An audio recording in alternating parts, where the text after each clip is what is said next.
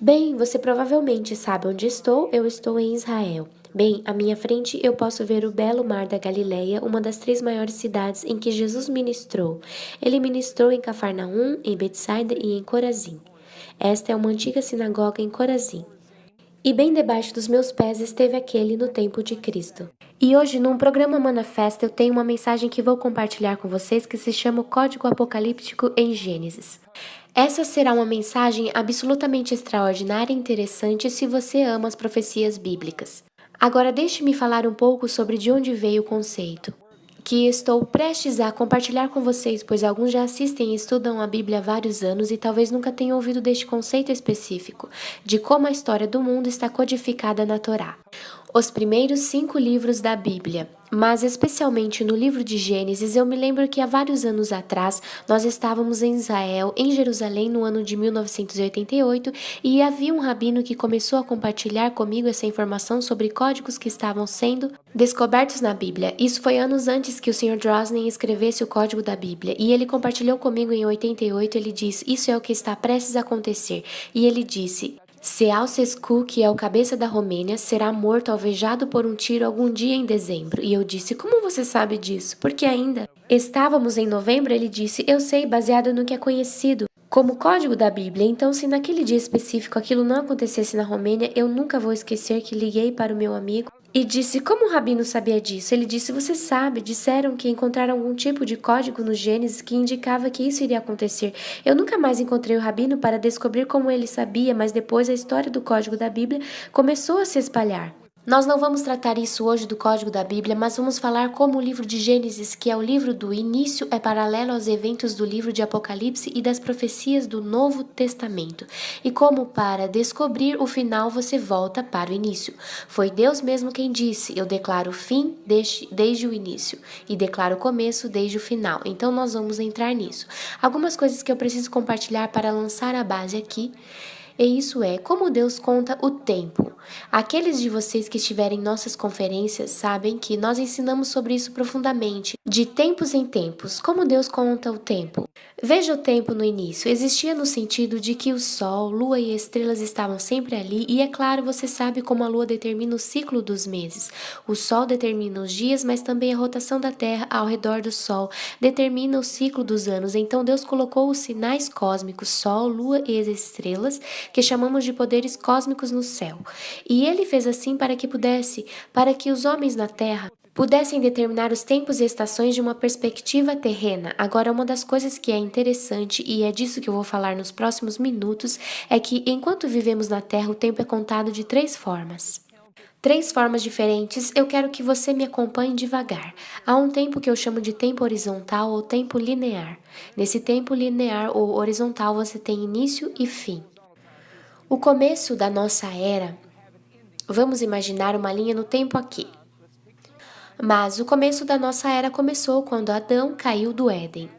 Foi aí que Deus começou a contar o tempo, e Adão viveu 930 anos e então morreu. Esse tempo vai continuar até o final do reinado milenar de Cristo. E no final do reino milenar, após o grande tribunal do julgamento, no livro do Apocalipse, o tempo não existirá mais.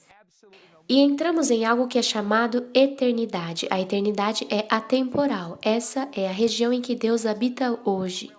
Agora, a segunda maneira que o tempo é contado, eu amo explicar dessa maneira, é a escada de Jacó que é vertical. Jacó viu uma escada que a base tocava a terra e o topo tocava o céu, e ele viu anjos subindo e descendo pela escada. Então, isso é o que eu chamo de tempo espiritual. Em outras palavras, quando nós adoramos a Deus, nos movemos do terreno para o celestial. Paulo disse, eu vou me sentar juntamente com Cristo nos lugares celestiais. Então, em outras palavras, quando lidamos com a presença espiritual de Deus, eu gosto de explicar assim: quando entramos na presença de Deus, o céu beija a terra e nós ficamos bem no encontro dos lábios. Em outras palavras, nós subimos aquela escada, subimos outra dimensão, escalamos de fé em fé, de glória em glória, e você pode entrar na presença de Deus, você está na terra, mas na presença dele, até você perder a noção do tempo. Você pode estar numa reunião de oração, não sei se isso já aconteceu, mas você está na reunião de oração e perde completamente a noção do tempo. E quando você se dá conta, diz, nós oramos por 3 horas. É brincadeira. Então você se moveu do terreno para o celestial, e quando você sai do tempo terreno, minutos, segundos e horas, para o reino celestial, então estará se movendo para onde é o reino eterno, onde o tempo é insignificante. Então, quando está na presença de Deus, você se move naquele tempo e rapidamente. A terceira forma de contar o tempo, e eu quero deixar bem claro para vocês, é o tempo cíclico. Em outras palavras, ele tem um início, avança e se repete como começou. É exatamente por isso que o livro de Gênesis é tão importante. E porque o livro de Gênesis é chamado de Apocalipse em miniatura, ou seja, se você caminhar pelo livro de Gênesis indo pelas histórias à frente e começar a voltar para o início, você vai descobrir a ordem exata dos eventos proféticos que acontecerão num futuro bem próximo. Antes de entrarmos nisso, deixe-me compartilhar algumas coisas com vocês. Isso é muito importante e depois vou repetir algumas coisas que de tempos em tempos eu já compartilhei com vocês no Manifest. Conforme Deus começa a contar o tempo de uma perspectiva bíblica, Deus começa a contar o tempo, por exemplo, por ciclos de sábados que nós vamos chamar de ciclos sabáticos. Todo sétimo dia é um sábado.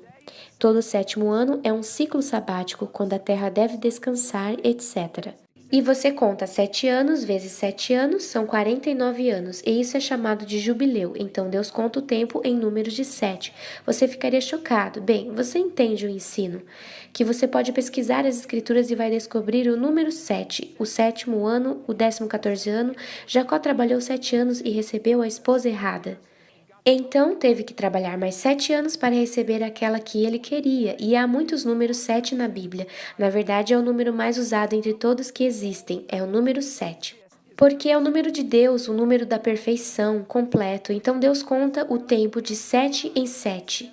14 anos, 21 anos, 28 anos. Alguém me disse, eu não me lembro onde eu ouvi isso, mas alguém me disse até o ciclo do câncer vem em ciclos de 7. Como alguém que vem a ter e depois de 7 anos o ciclo retorna, ou em 14, 21 ou 28 ciclos de 7 anos, o inimigo tenta atacar essas pessoas fisicamente. Talvez isso nem tenha a ver com o assunto aqui, mas é interessante pelo menos citar.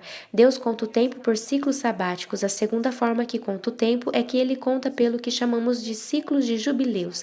Há um livro chamado Livro dos Jubileus. Há uma versão etíope desse livro, na verdade há 2 versões desse livro. E eu comprei uma versão traduzida para o inglês desse livro dos jubileus, apenas para ver do que se tratava. O interessante a respeito desse livro é que ele coloca todos os maiores eventos bíblicos em ciclos de 49 a 50 anos, que chamamos de ciclos de jubileus. No livro de Levítico, nós descobrimos que no capítulo 25, onde trata do ano jubileu, a cada 49 anos você faz soar o som das trombetas no dia agendado e introduz o jubileu, e então por todo o ano você celebra o 50º ano. Então esse livro dos jubileus não é o que eu esteja recomendando. Eu apenas o adquiri só para ver o que ele ensinava e dizia, mas ele coloca tudo nesses ciclos de 50 anos. Nesses 50 anos aconteceu isso, 3 jubileus mais tarde isso, aconteceu isso, 12 jubileus mais tarde aconteceu aquilo. Agora, alinhado com isso, Deus conta o tempo por alianças. Em Mateus 1,17 ele diz de Abraão até Davi, de Davi até a Babilônia e de Babilônia até Cristo.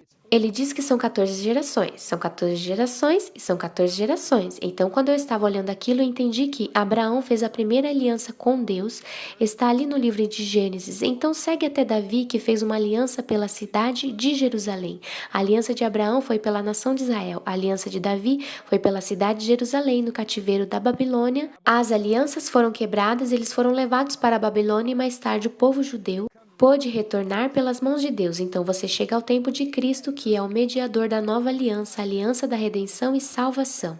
Você tem 14 gerações, 14 gerações e 14 gerações. Então Deus conta o tempo por alianças, significando que houve uma aliança antiga que durou por 1500 anos, do tempo de Moisés, da lei e dos profetas, como a Bíblia chama, até o tempo de Cristo, e Cristo introduz uma nova, ou alguns sugerem que é melhor chamá-la de aliança renovada, utilizando a base da antiga, mas renovando-a na nova com seu próprio sangue, morte, enterro e ressurreição, o poder da cruz de Jesus Cristo. Então, tendo dito isso, nós descobrimos que o que Deus faz é que ele padroniza alguns eventos durante alguns períodos de tempo. Agora, deixa eu contar uma história, e a razão por que De quando em quando, aqui no Manifest, trago algo que já falei no passado. É porque eu descobri, eu sou um cara que, deixa eu falar de maneira pessoal agora.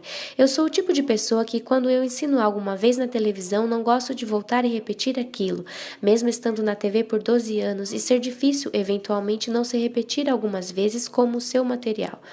Aliás, com o seu material. É impossível se você tentar, mas o que eu descobri é que no Manifest há muitas pessoas que são novos espectadores e por isso tudo é novidade para eles. Quando apresentamos um programa de Israel, é ensino novo para eles. Agora, aqueles que nos acompanham por 12 anos e acreditam ou não, nós temos pessoas que acompanham o ministério por 12 anos no Manifest, mas se você nos acompanha por 12 anos, e baixa nossos arquivos, requisita nosso material, eventualmente vai ouvir a mesma coisa, mas eu quero dizer isso especialmente para os novos. Eu estava pregando na Conferência Profética Internacional há muitos anos com o Dr. Ray. Naquele tempo, o Dr. Valvord estava lá, Jack Van Impe estava lá, Hal Lindsey estava lá. Eu sou jovem. Gosto de pensar que ainda sou jovem, mas sou jovem, como o novato da turma. Eu me levantei e fiz algo que ninguém jamais tinha ouvido numa conferência profética. Eu abri no livro de Gênesis e comecei a dizer que o livro de Gênesis é um apocalipse. Eu disse, olha como funciona. Deus declara o fim desde o começo e o começo pelo fim. O tempo profético vem num ciclo completo. Por exemplo, Jesus subiu ao céu no Monte das Oliveiras e vai voltar no Monte das Oliveiras. Jesus foi jejuar por 40 dias no início de seu ministério e esteve vivo por 40 dias no final de seu ministério. Então eu construí uma fundamentação mostrando como a história se repete. Eis o que eu disse. Eu disse que se for no livro de Gênesis, a Bíblia diz que como foi nos dias de Noé, assim será na vinda do Filho do Homem. Então, se eu quero saber como será no tempo do fim, eu tenho que voltar ao livro de Gênesis para a história de Noé e também de Ló. Bem, todos entenderam isso, sabe? Comendo, bebendo, casando, são as mesmas coisas que vão acontecer no tempo do fim. Mas eu disse, vamos um passo à frente. Se eu puder mostrar para vocês no livro de Gênesis quando o arrebatamento e a tribulação vão acontecer. Algumas pessoas acreditam que o arrebatamento acontece antes da tribulação, outras na metade da tribulação e outras no final da tribulação. E se eu disser para vocês que no livro de Gênesis, voltando nele, declarando o fim pelo começo e o começo pelo fim, e se eu compartilhar com você que voltando você pode determinar o que vai acontecer no futuro. Então deixe-me fazer isso no tempo que tenho restante, certo? Eu vou fazer isso bem resumidamente. Você poderá buscar muito material do Manifest acerca do que vou mostrar. Preste muita atenção. Se nós formos em Gênesis 8, temos a história da pomba na arca.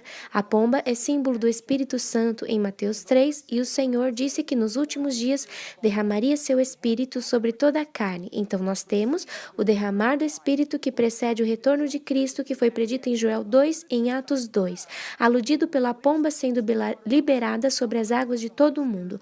A água representa o Espírito Santo sendo derramado sobre toda a carne, mas a pomba é liberada no final do dilúvio, quando ela sai e nunca mais volta. Então, o Espírito Santo vai ao redor da terra e quando finaliza sua obra, nós sabemos que é o sinal do fim dos tempos. Isso é no capítulo 8. Agora vamos voltar do 8 para o 7. No capítulo 7, há uma grande turbulência na natureza.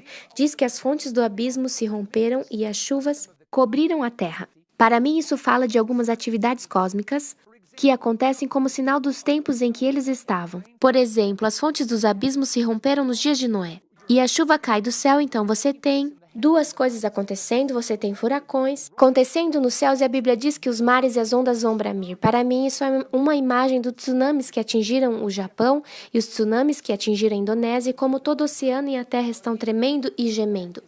Agora, mais uma vez, a imagem disso está em Gênesis 7, então há esse derramar do Espírito, mas, ao mesmo tempo, há um tremor da terra e das fontes do abismo, e chuva e tempestades, furacões e tornados que já estão acontecendo. Agora vamos do capítulo 7 para o 6, e no 6, olha o que temos. Você tem os sinais dos dias de Noé, como foi nos dias de Noé, assim será nos dias da vinda do Filho do Homem, e esses sinais são violência cobrindo a terra, homens maquinando o mal, os homens se corromperam totalmente na terra.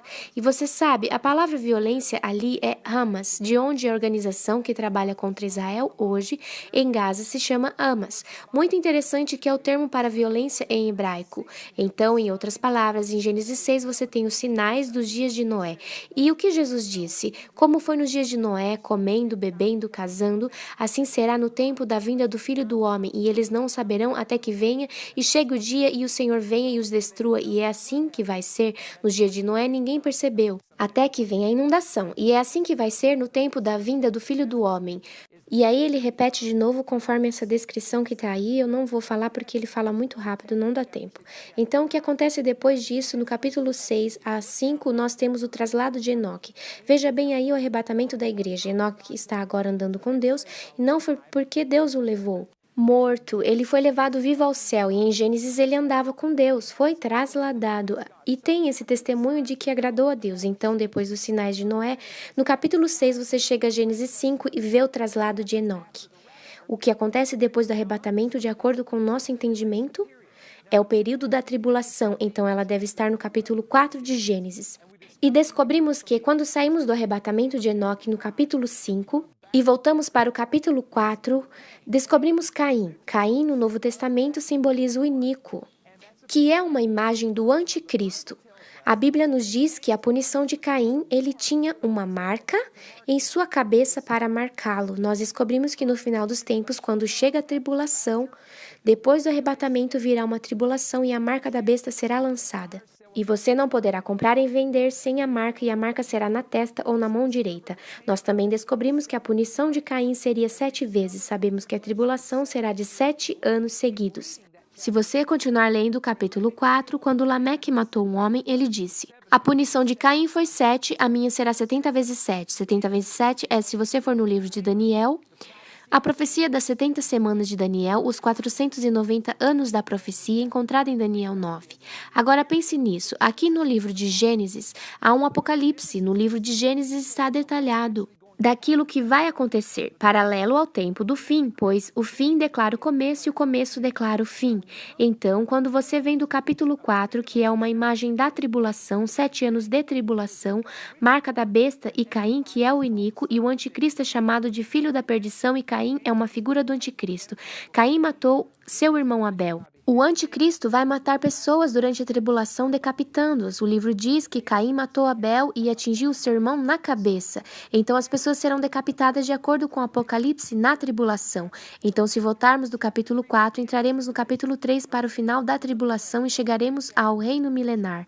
E o que lemos no capítulo 3? No capítulo 3:15, nós lemos a derrota de Satanás, onde Deus prediz que Satanás será derrotado, porém inimizade entre ti e a semente da mulher, e a sua semente te ferirá a cabeça, e tu lhe ferirás o calcanhar. Agora eu vejo no capítulo 3 a derrota de Satanás. Onde está o seu paralelo? Pois no final dos 7 anos de tribulação, depois que a marca da besta foi espalhada pela face da terra, Satanás será preso por 1000 anos. Então, Satanás é derrotado em Apocalipse 20, quando Jesus retorna para governar a terra por 1000 anos. Depois que Satanás é derrotado, nós vemos Gênesis 1 e 2.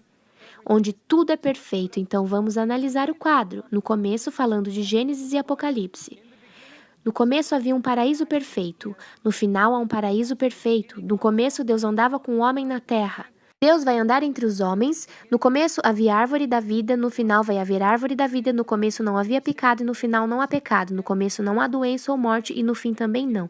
No começo o primeiro homem, Adão, tinha uma noiva, Eva, e no final o segundo homem, Cristo, tem uma noiva, a igreja. Nos primeiros 2 capítulos de Gênesis tudo é perfeito, nos últimos 2 capítulos de Apocalipse tudo será perfeito. Nos primeiros 2 tudo é perfeito, nos 2 últimos tudo é perfeito.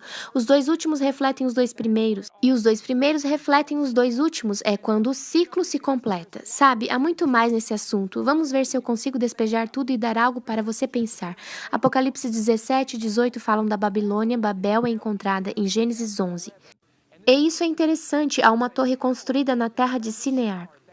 Esse é o Iraque hoje. Havia um homem chamado Nimrod por trás da construção que foi um rebelde. As pessoas em Sinear falavam uma só língua, global, unidas e tinham todas uma só religião. Eu acredito que isso é uma figura dos senhores dos homens tentando formar um governo global com um homem liderando aquele governo global. Na verdade, será o anticristo emergindo do mar, que tentará possuir e controlar as nações do mundo através do poder econômico. e através da falsa religião que irá surgir no tempo do fim. Uau, isso é bastante coisa para compartilhar com vocês. Estou vindo até você de Corazim, Israel, falando sobre Apocalipse em Gênesis. O que eu gostaria é que você entendesse que nós investimos meses preparando, muitas vezes apenas um programa que transmitimos no Manifest.